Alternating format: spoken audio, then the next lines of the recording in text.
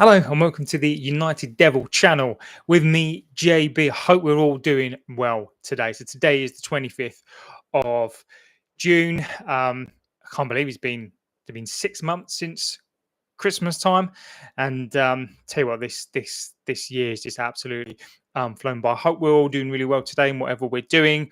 Um, we're back again. So I thought we would basically just kick off with the obvious today because everyone else has had their opinion on it. And I'm a bit like, well, I think I should have my opinion on it now. I'm sort of hoping, from what I've seen, I think my opinion falls somewhere in between the middle of Rashford. And I think that's pretty much where the show is today. I am getting a little bit tired of the Rashford show. You know, whatever he does, no matter what he does, it is all about him now. You know, what he's done off the field cannot be underestimated. And I think as a person, I don't really know him as a person, and it's not his fault necessarily that he got a contract. Rashford. So what should we make it stop? Now, Rashford for me, I think divides opinion. Now, he signed a contract worth reported between 350,000 and 375,000 pounds a week. Now, I was under the old regime. Now, Ineos, I've heard a saying, are not to blame for all this, and it's not their fault. Now, I think yes, you can have that opinion, but I do have a slightly different opinion based on that from starters. Now, Ineos took over the club. Now, as much as they didn't give Rashford the contract, which is fine, the incompetence who gave that out was absolutely ridiculous. However, Ineos, at the end of the day, when they bought into the club, they knew everything that was happening. So they must have gone through the books, they must have gone through the plays, they must have gone through the contracts. Rashford was not performing on the pitch, but yet they still bought the club, and therefore, in my opinion, they would have known and bought everything that goes with the club. So it's now the responsibility of Ineos to get rid of this player. Now, Rashford, whether you love him or like hate him, I mean, I think hate is a very, very strong word. I feel neither about the player. It's a shame because Rashford, when he was in his pomp, and when he wanted to play football, there was a period of time where I genuinely thought he was going to be a world star, and I think the club did as well. So fast forward to today, now we have a situation where Rashford wants to go. He wants to play for England next year, and Amorim really doesn't want him. Now, I do think Amorim has slightly held him out to dry a little bit. As I said before, I think he's devalued. I think he's devalued the player in terms of, well, when you tell a player and you tell the world basically that he's a lazy player and you don't want him in the team, then you devalue that player, and obviously you make a situation not great. But however, Rashford hasn't covered himself in glory either by not performing on the pitch. So we now have a stalemate whereby Rashford is trying to tout himself out to the clubs around the world, Champions League clubs, and the only bite that he has, surprise, surprise, is Barcelona. Now, Barcelona are renowned for getting what they want, for getting the deal that they want. Now, Rashford, is he of that caliber? You may have your opinions on this. In his pomp, and when he wants to play and he wants to do what he wants to do, I believe he can fit into any team in the world. But Barcelona have got Nico Williams. Now, Nico Williams is obviously a far superior player to Rashford. Now, and this is where the problem lies, is that now nobody wants to take him. And sadly, the only club willing to take a punt on him because he's going to be cheap, because they think that they can wrangle a deal, are Barcelona. And obviously, the problem lies there is that we obviously need cash. So it's been well established that we need to sell to buy. You know, from a PSR perspective, we manipulate our PSR into thinking that actually our PSR situation is not bad, when facts are that we are not cash rich. So we do have to sell to buy. However, in this situation where a player is not going to get sold, what do we do? So we need to get the wages off of his book in the hope in the hope that next year he can have a really, really good season. He goes to the World Cup and the value goes up of the player. And that's basically, I think, our option, to go from a player who is potentially worth 800 million all the way down to, to be fair, when you've got the likes of Alanga, who is touting around at 45 million, is Rashford a better player than Alanga? I think you could argue that he's more experienced. I think you could argue that probably that he is. So why should we take any less than that? So we have a couple of years left on his deal. We need to take a punt. So he needs to find himself a loan. So we are standing firm on the basis that we want 40 million for the player. Now, is that too much? Should we hold off on that? I'm not so sure. Now, he needs to find a move. United seem to not be participating in trying to facilitate him trying to move. Now, is this out of spite? Are we trying to cut our nose off to spite our face? Now, there are two ways, in my opinion, and I think my opinion on this has definitely ultimately changed over the years. So I'm 42 now, right? So when you're young, for me, it's always a bit not anger, but it's a bit, I think he should be stuck on a bench and, he should be left there to rot. Now, the problem is that we're not in a position, a bigger club who have more financial clout could potentially do that and then force a sell. But we are all about the money because of how we have behaved. Well, not us, the fans, how the Glazers have behaved over the last 12 years. So we're not in a position, and financially, the fact that we want to save 40,000 and taking it away from people that need that money, every penny counts. So we need to get this player off of the books. Now, there seems to be this mindset of, I would have had this mindset, as I said, of let's leave him rot on the bench. However, we sort of need that cash. I would much prefer for Rashford to leave the club on loan. Now, do I want to pay his wages? No. Should a club come in and pay his wages? Potentially, yes. But the problem again that we've got there lies around, number one, the player, through no fault of his own, has a contract. A bigger club could have done something about that. Sorry, not a bigger club, a forward-thinking club could have done something about that. But he is on a really, really, really high wage. So we just need to get him off the books as much as we can. We need to get them to pay the wages of this player. I think he's on roughly between 350, 375,000 pounds. And we'd also going to want a loan fee on top of that as well. So I think if we can just get him off the books for a year with our fingers crossed. So this is now, as a club, how we operate. And now we have to think, we have to cross our fingers and basically hope that Rashford, our star boy, our star player, is going to basically go to Spanish League if he can get there, get into the squad, because the Barcelona squad is absolutely immense. He's going to need to work extremely hard to get in there. Hope he gets to the World Cup. Hopes he has a good World Cup, and then sell him for profit next year. And that is terrifying. That is absolutely terrifying that we cannot get rid of a player. Let's be fair, when he was on it was potentially world class. Absolutely nowhere near that. I think it's really quite scary how far that he's actually gone. So we just need to get that done. I think he can't go on tour. He absolutely cannot go on tour. He is not only, the reason why he can't go on tour is not because obviously people know and there will be this feeling amongst the squad and this power play, but you've got these younger players who, for whatever you think about him, look up to him because the guy has done some good stuff off the pitch. He really, really has. So he's going to have people who aspire to be him, and they see him behave in a particular way. And we need these young players to come through now with other players in the squad, more senior players who are respectful, who can teach them. And how can the squad progress and move with players like that within the squad who are going to disrupt what it is we're trying to do, and particularly with these younger players that we have in the squad. So it's really important, irrespective of what you feel about the player. As I say, I don't know him. You can form an opinion, but right here and now, he just needs to go. And I wish him the best. I think he needs to go, and I really do hope that he goes on and we can get something out of the deal. The other thing is Jadon Sancho.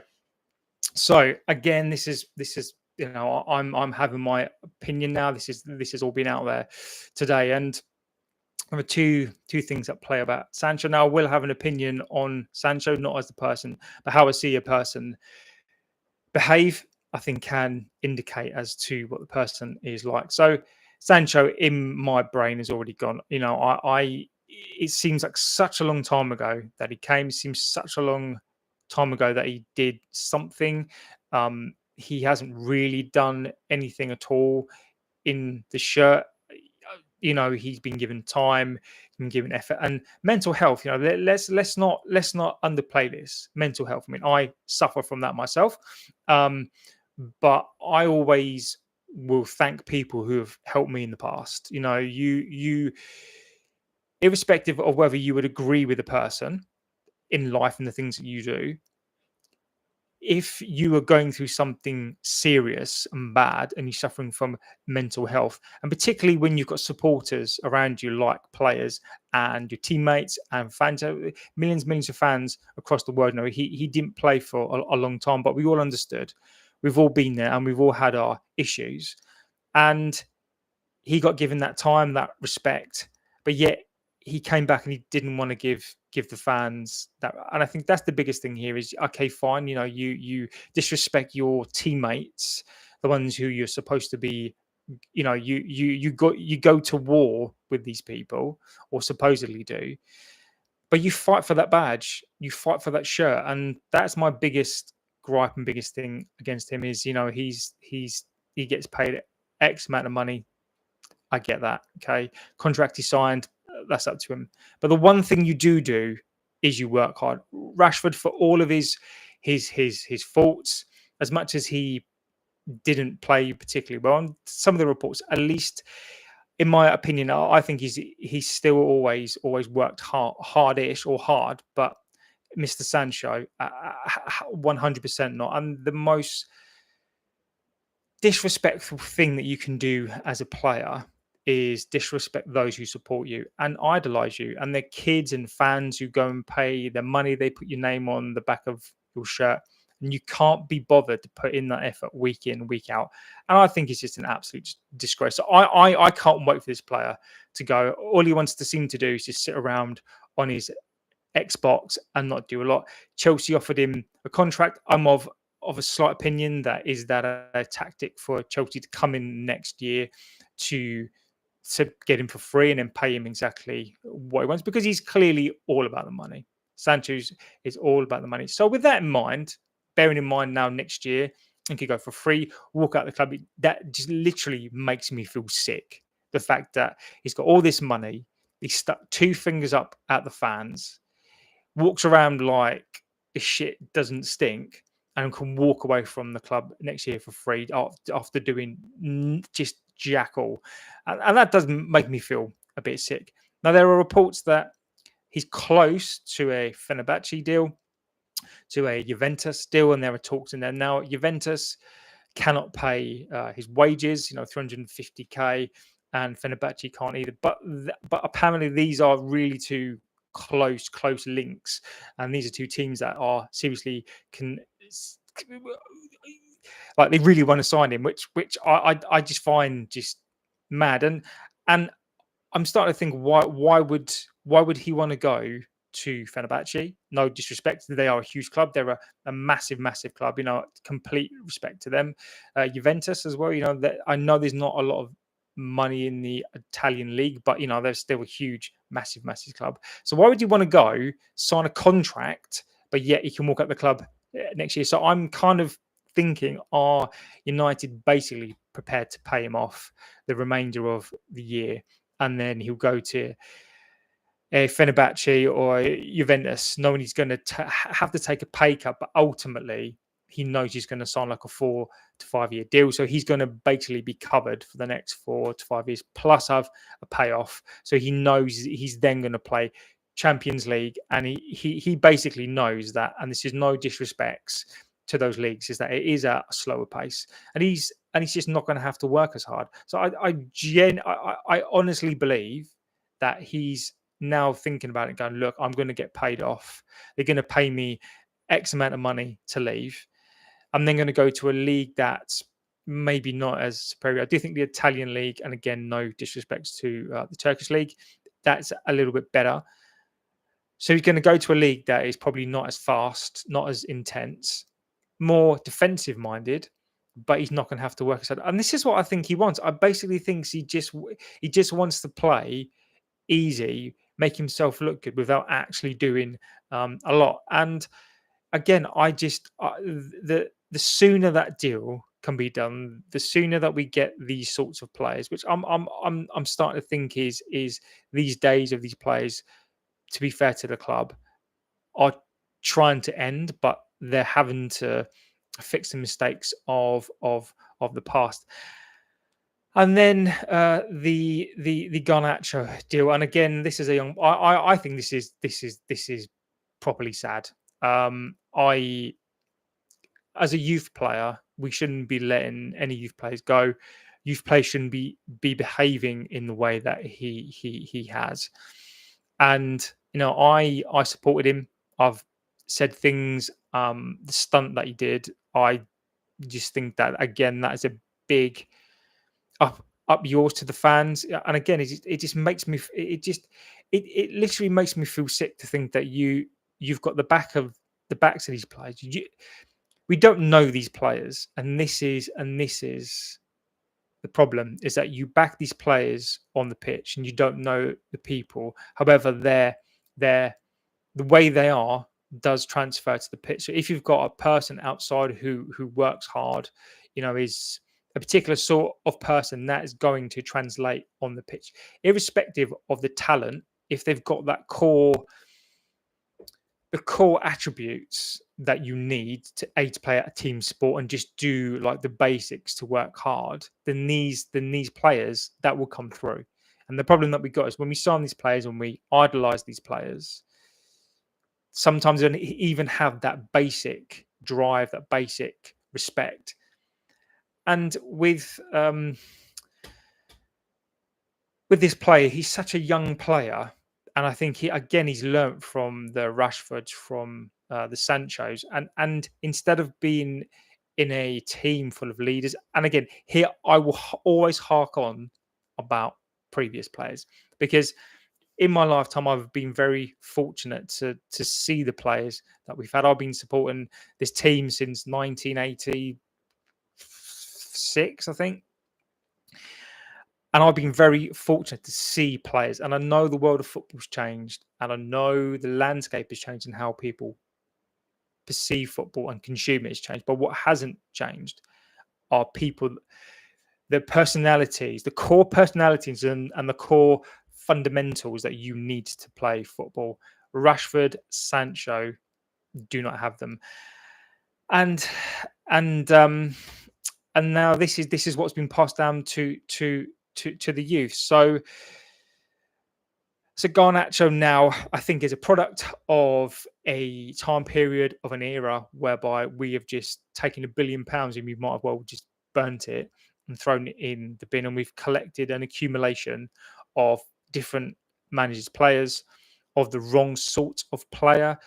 One of the things that people don't know, and if you're younger than me, is that what Fergie used to do, he used to, not only did he used to, when he wanted to sign a player, talk to the player, he used to find out not only about the player's injury past, but he used to go into their family. So he would want to know about the dad, he'd want to know about the mum, he'd want to know about injuries in the family, any like historical injuries, what their parents were like, how where were they based, the family values. And this is what Fergie used to do, what people don't seem to understand it in these early days. That's what he did, and that's what we don't do now. We basically just go and look at the talent, and that's what we think that we absolutely need. And it's come to bite us on the arse. So we now have these three players who basically need to go, and in a situation that we have where we basically need to sell to buy, we have three players, and this is not including including kind of what we've bought already. So Anthony as well. At least with him, complete respect that he wants to go. Whether he does go remains to be seen. Right now, he seems to be trying to find himself a move. He seems to be trying to get a move to a club that can't afford him, and we basically need to break even on that. So I'm gonna put him to the side because at least he's done something. At least he's trying to get a move. But the Garnacho situation, that Sancho and Rashford, and we need these players gone. We need these players gone. We need the wages off the books, and we need these players gone because if they're not on the go on the tour, that's only going to basically cause issues. And of course, we need a striker, which I think is going to be absolutely fundamental. So I'd love to know. I'd love to know your opinions on this. Feel free to get into the chat. I'd 100% love to know if you think I'm talking out of my arse, if you agree with any of it at all. Again, the opinions that you're going to hear are just going to be my opinions. Doesn't mean I'm right. Doesn't mean I'm wrong. It just means that I have an opinion. And feel free to input your opinion. Just try and keep it. Try and keep it respectful. Try to keep it nice. But I think it's really important that everybody kind of has an opinion, and we definitely need to move this conversation forward because we definitely need to push this club into doing something.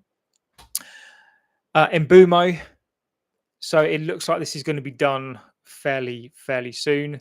All reports out there are saying now that basically we come to the last stages of the agreement, and basically what this means is that obviously the player wants to come, but what we're trying to do again is we're trying to save a penny here, save a penny there. I think originally we offered like something like 45 plus 10. We've come up to I think 55 plus 5. So this would have taken four weeks, 4 to 5 weeks to get this over the line. Now I'm going to keep saying it, and you can agree with me or not on this one. Is that Liverpool, City, Arsenal, and it pains me. It pains me to utter these words out of my mouth. It pains me to. I don't say this stuff because I'm like like Liverpool. I've done well. I'm looking in at Liverpool's. I have tears in my eyes because I'm like they have done their business. They've done their business early, and yeah, Club World Cup and all that stuff. Liverpool, that doesn't even apply to them. And they're getting their business done. They're spending vast amounts of money, and they're getting stuff done. But they're selling players as well. And I'm looking at us, and I'm just the frustration is unbelievable that we're taking 4 to 5 weeks to sign another number 10 when I think we should really be signing a striker. Outside of that, I don't know what other talks. I've not heard of any other talks that we are in. So we're not even negotiating for another player. We now need to focus on sales. So say it takes on average 5 weeks to sell a player. We've got 3 or 4 players that we need to sell. Are we going to do these all at once? Like this is what now is getting to the point. It's only the 25th of June and we got to the end of August, right? But at the end of August, we've already started playing and we need these players in. Otherwise, the season, again, is done. And if this regime thinks that by signing 2 players, 2 number 10s, that's all we need, it just tells you everything that we need to know. It tells you everything that this club has said about it's a new way, it's a new dawn. We've got these experts in the best in class, and you're going to hear lots of different things from different sorts of people out there, loads of content on this, and people are going to have their opinions and they're going to say that we are moving fast and we're but we really are not. 5 weeks is no different to any other year, and this all points to the fact that the Glazers are still in charge. They're still having to sign things off, and we're still having to do things in the old way. And I really want to be wrong on this. I 100% want to be wrong. I've had to sit here for the last 12 years. Some of you may not have even been born. Some of you might have been kids in that time, But I think if you're of a particular age, and you kind of, even if you were on the tail end of the glory years, and then you've kind of come in through this 12 years of just utter awfulness, it has been awful. It's been up and down. This club has been dragged through the ringer. It's been dragged to hell and back, and we're still there. So all I want to see from this club is just commitment to getting players into this club, just getting players in before the season starts to give the manager a start. And to the end, will ultimately, if we don't get these players in, we all know what's going to happen. October time, people are going to be screaming for his head. They're going to be screaming for the manager's head, and ultimately, I can just see him being sacked, even though he's not going to have his own players a pre-season of any length, and it's going to be another rinse repeat cycle again. But the scary thing is that if Amorim does get sacked, who are we going to get? We would have bought a bunch of some of his players, another bunch of old players. Who are we going to get? You know, and I really, really fear that if we don't fund the right players and have the right pre-season this year, we nearly got relegated last year. You know, we finished quite a few points off, but you need to have that stick in your mind. What happened last year can happen again.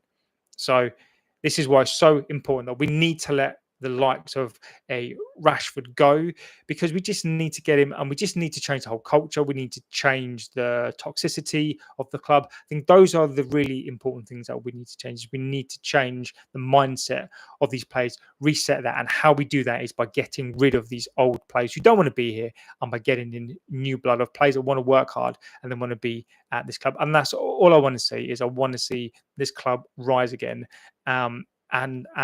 and be the best, which it is anyway. But I want it to be the best on the pitch, and I want us to do something and try and get back to the old ways. So yeah, so that's me done today. If anything changes, I will jump back on. Give the video a thumbs up. It'd be amazing. Comment in the chat again. I'll answer questions. We can just have a chat. You let me know your opinions on things as well, because I think it's really important that if you guys may think about something that I don't know, and I'll be really interested to kind of have my mind changed on that one, and just basically see what opinions are out there on all this stuff. Basically, if anything changes, I will be back. Other than that, have a really great rest of your day. Don't forget to check out some of the other things that we do, and I'll be back as soon as I can. Have a good one, and I'll see you soon. Take care. Bye bye.